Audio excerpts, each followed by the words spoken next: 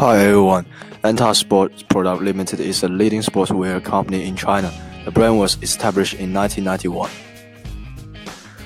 We will use the core framework to analyze Anta company, which is composed of 4 separate elements as below: context, overview, ratios, and evaluation.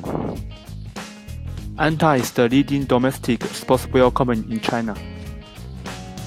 There are 4 major domestic sportswear brands in China: X-Tabs, 361 Degrees, Li-Ning, and Anta.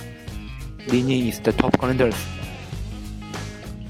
Anta's internal profile is presented as following 3 aspects: single focus, multi-brand, and omni-channel.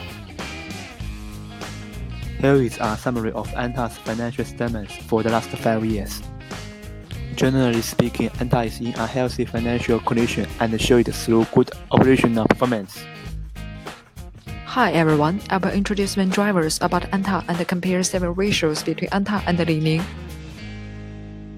Anta generates more than 6% for the total revenue of Anta Group. Fila possess 20% of the total revenue and increasing rapidly. Anta and Fila Kids represent as 20% in total revenue and increased by 15% than last year.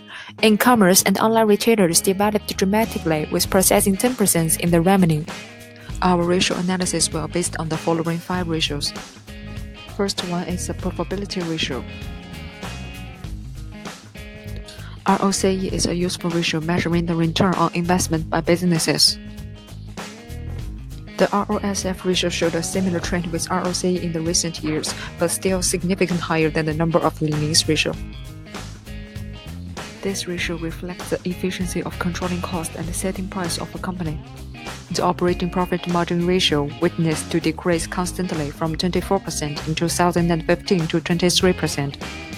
This ratio of Anta is relatively higher than the main domestic competitors and seeing a growing trend among with the staff ratio. The key point of liquidity ratios is the current ratio and quick ratio. Generally, a current ratio of 2:1 and quick ratio of 1:1 is regarded as a reasonable order of magnitude. This part, Li-Ning is shown a better performance in terms of control turnover its stocks than Anta. Gearing ratio measures the proportion of a business capital provided by debt. Anta remains a low level, representing as the percentage of 11.4, 10.8, 0.8 as extremely low. We use this to analyze the utilization situations of the company's assets and liabilities, including the following 4 parts. This ratio indicates how efficiency of the company to generate profit by utilizing and managing its asset from 0.93 and then reach at 1 since 2016, and then higher than the industry median. These 3 ratios measure how long does the company take to turn over the inventories, collect the payment, and pay for the obligations. All of these ratios of Anta continue to increase, whereas the Li-Ning is narrowing the gap and remain a decreasing trend.